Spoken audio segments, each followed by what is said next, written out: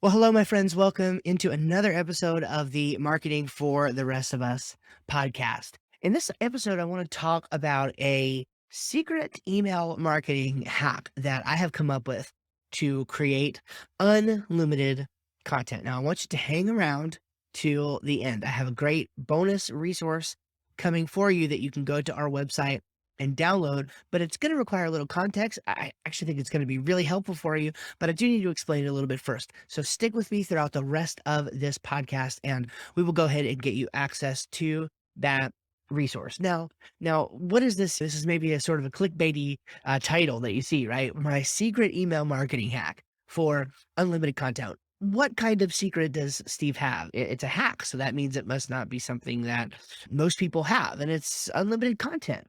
That seems almost too good to be true. Well, let's back up. I'll give you a little bit of context here, and hopefully that will help.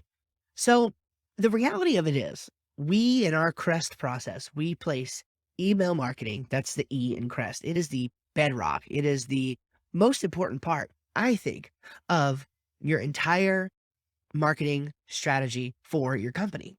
Now, why is that? What tool? First of all, let's just set to the side the fact that email conversion rates are through the roof compared to social media or anything else. That's almost icing on the cake at this point. There are so many other benefits to having a solid email strategy. Email is how you keep in touch with your current clients. It is how people see your name at the top of their inbox at least once per week if you're doing it right. They're always seeing your name. It's branding. Also, it's customer service, right? Through email, you're communicating. So you're doing more than just branding, you're actually communicating. So for the people who actually read this, they're seeing, oh man, like this guy actually cares, or this person actually cares.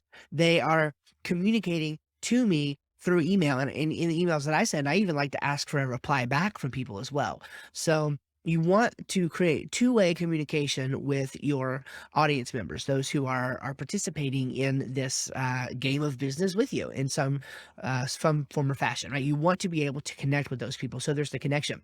Of course, there's the sales aspect, right? There is the aspect of you can use email to sell directly your products. You can use email to provide value to people. You can use email to invite them to your presentations, to your webinars. You can use email to point them to your content, to your free content you're creating on YouTube or in your podcast. You can use email to do all of these things to ascend people up your value ladder, right? And show them more products and services and deeper ways that you can give them value and show them value. There are just so many benefits to having an email marketing strategy. So, frankly, it's imperative that you have it. If you are going to do business in 2021, going into 2022, I mean, if you're going to do business, you're going to have this email marketing strategy. It's going to have to be there. Okay. So despite that though, it's actually really hard to get this consistent, right? It is one of the best things you can do to grow your business, but it's content, right? It's new ideas. It's generation. It requires a lot of work. I didn't say it was easy, right? Simple to understand, but it's not necessarily easy to implement, or at least it hasn't always been in the past. I'm going to try to make it easier for you. Now, here's some of the questions I often get about email strategy. I actually wanted to talk to you about this real quick because I think it's interesting. We're going to talk through more of these ideas in general as we go throughout the podcast. Later episodes we're going to talk about some of these things specifically. But I think it would be good to kind of put these into your conscious awareness because we can solve some of these problems pretty easily. Questions I get all the time about this, like how often should I send my emails? Am I going to bug my audience if I'm sending one email per week? What about one email per day? What about three emails per day? Yes, I know people who are emailing their list three times per day, and they don't get much pushback. I mean, I don't think their subscribers are any worse than anyone else's. Their unsubscribers rather are any worse than anyone else's in terms of unsubscribing to the emails. It's really quite fascinating. In fact, there's one guy, his name is Ben Settle. He teaches email marketing and he emails incessantly. And I like to read his emails. I read. There was a time where I was reading almost every one of them. The only reason I'm not now is just because I'm so busy trying to actually manage the business and things are growing and changing, and so I'm really having to focus on that side of things. Otherwise, I would be reading his emails, every single one that he sends every single day. He sends at least one a day, by the way. That way, I can be learning and watching. So part of this game of marketing is not just listening to what people say when they're teaching or whatever, but it's actually watching what they do. If you watch what they do, you watch the magician's hands, you learn almost as much, if maybe not, maybe even more in some cases, than just listening to what they say. So that's a really important tip for you. Then it's like, well, how do I get consistent with my emails? Right? How can I possibly generate one new email per week or one new email per day and stay on schedule with all these other commitments that I have? It's a fair question. What content should be in emails versus in other media, right? Sometimes people won't get into an email strategy because they think, well, they're already giving value in the forms of a podcast or a blog or a YouTube channel. And so it's like, well, I don't really know what I can do to give additional value in email. And by the way, I've struggled with that before in the past. I've worked through it and I have some ideas about that, that different businesses and different verticals could do. But sure enough, it's a fair question, right? How do you get consistent with email in the midst of doing all your other content as well? How much of it should be value driven versus asking for sales? The resource I'm going to give you, we'll talk through that. I think it's going to be something very useful for you.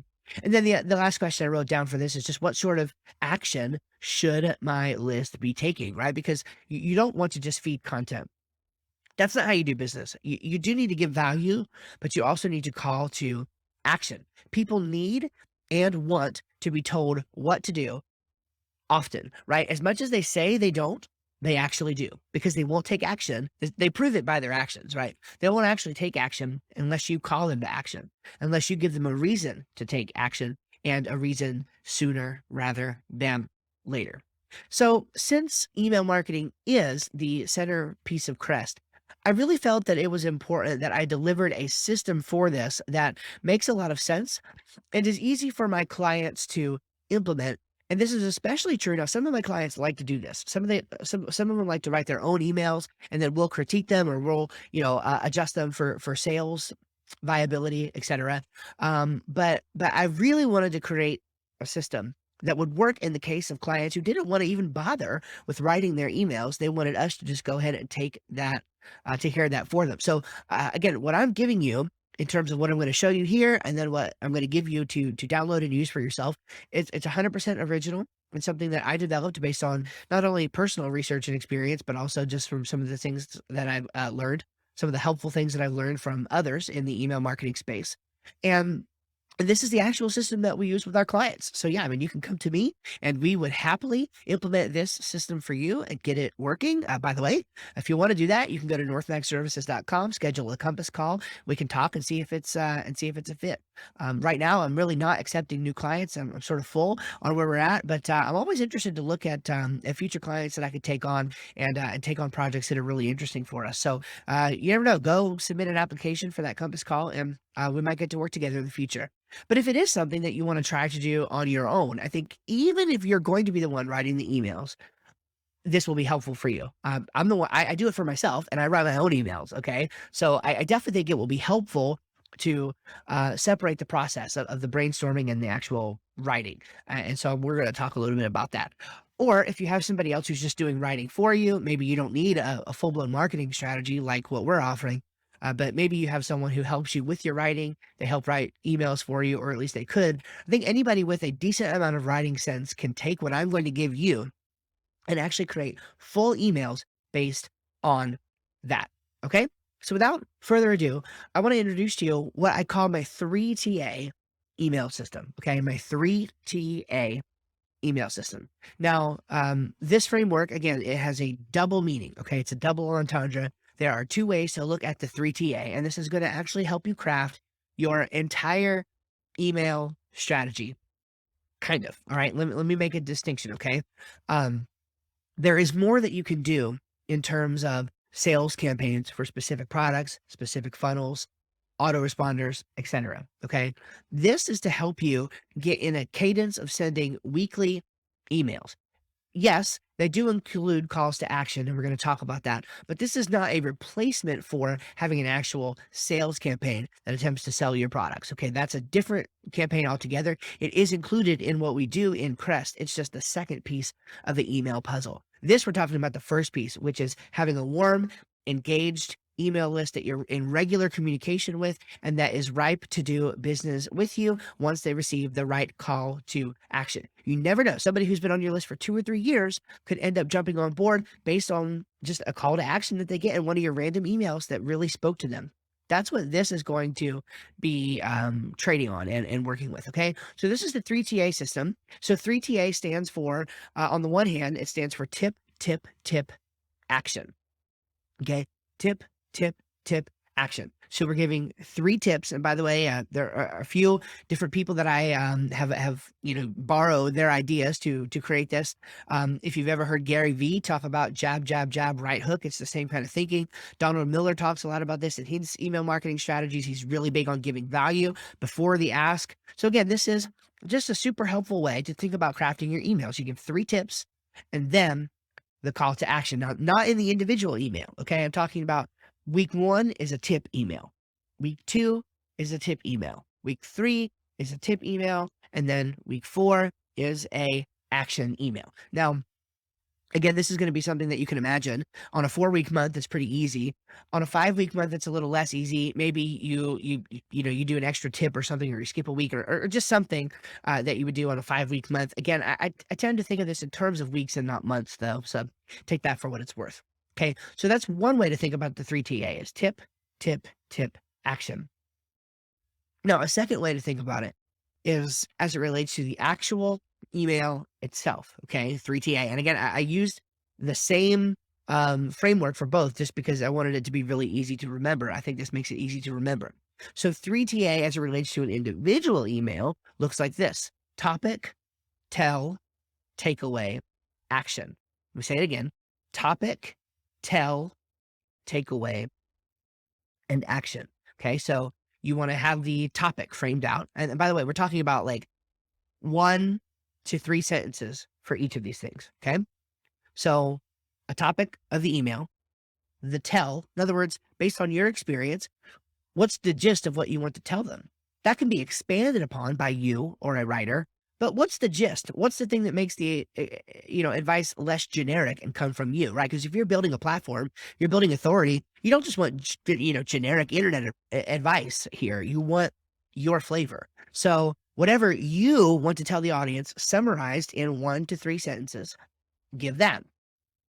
Then the takeaway. What do you want the audience to take away? In other words, what's the grand lesson that is supported by the tell, by, the logic in the tell? So the topic, the tell, the takeaway, and then the action. Based on the takeaway, what action do you want them to take? Now, to further simplify this, I've actually added a couple dynamics to the action as well, because in my opinion, each of the emails should be, they should call to action, but the call to action should be different. Okay. Now follow me here. In your tip emails, okay, the first 3 that you send, right? You're giving value, right? The focus is value. The focus is not sales. Okay. Your 4th email is definitely going to be more of a sales focus, your action email. It's going to give value, but it's going to be more sales focused. So on your first 3, your tip emails, however you call them to action at the bottom of the email and in the PS probably, you don't want that to be a hard sell. Does that make sense? You don't want to hard sell people if you're trying to give them value. We're going to save the hard sell for the tip or for the action email at the very end of the sequence. Okay. So for this first 3 emails, you can either do an acclamation or, well, actually, that's what you want to do. You would want to do an acclamation only for these first tip emails. Now, what does that mean? Okay. Well, let me give you the wider context and then I'll return to that. So you can either take, as far as actions, you can either take an acclamation, an ascension, or an activation. Okay. The acclamation is getting them used to taking your advice, getting people on your email list used to and warmed up to just doing what you say. Super soft call to action to just do something that probably doesn't even directly benefit you at all, but it does directly benefit them. And what it shows is that your advice is worth listening to because they're going to get a result. The second is ascension. Okay. Ascension means you would call them to move up, to ascend up your value ladder in some way. This is not a hard call to action, but it is a deeper call to action. Okay. So if an acclamation, let's say that you have let's say you're a dog groomer. Let me try to make this practical. If you're a dog groomer and you are putting an acclamation, right, call to action in your email, it's probably going to be something like, here's what you do. Go to the store and buy X brush, broom your dog 3 times a day, and report back in a week or two with the results. I think you will be amazed. Again, this is total value. You're not in the brush selling business. You're telling them how to brush their dog. And right, and this lets them know that you're on their side, etc. Now, the ascension, though, would be moving up the value ladder. Okay, so maybe if you're a dog groomer, maybe that there is a monthly package that you would like to get them on, and to sell that monthly package, you've put together a webinar or a monthly or a training or a web class that you can invite them to that is going to give them value, but is going to call them to action at the end. That is an ascension CTA. And if you don't know, CTA means call to action, right? So that's an ascension CTA. You're ascending them up. You're saying, hey, come into my world a little deeper, watch my presentation, and then you're gonna actually call them to action on the presentation later. Okay. So that's something else an email can accomplish. And then there's an activation. Okay. An activation is go sign up now for my monthly membership. It's a direct, hard call to action. Okay. So putting it all together, when you're doing your tip emails, again, 3 tips and an action, when you're doing your tip emails, you want that to be an acclamation. That's the, hey, go to the store, buy the brush. When you do your action email at the very end of the sequence, that's where you can use a stronger call to action to either ascend them up the value ladder or activate them to take action and buy your product or buy your service right then. Okay. So what this system does then is allow you, who needs to have an email strategy, you or your business, you need to have an email strategy, but you either, number one, struggle with a blinking cursor, or number two, don't really have the time to do the emails yourself. This will help you to actually be able to put a strategy in place to say what you want to say in your own words using these emails, but not have to write the whole email, right? If you fill out this 3TA form, you give the topic, the tell, the takeaway, and the action for 4 emails, a tip, and action email. You've got your emails written for a month. Now, even if you're not good at writing, I'm good at writing, I'm good at content and things like that. I can get this done very, very quickly. I mean, probably in 30 minutes. I can't imagine that even if you are the worst writer or communicator in the world, I can't imagine this taking more than an hour and a half or 2 hours at the very most. I would say average, it's going to take you an hour to fill this out. And I actually have the sheet planned for a quarter's worth of content because I like to be 3 months ahead, if at all possible. I am not right now myself, and I'm trying to catch up.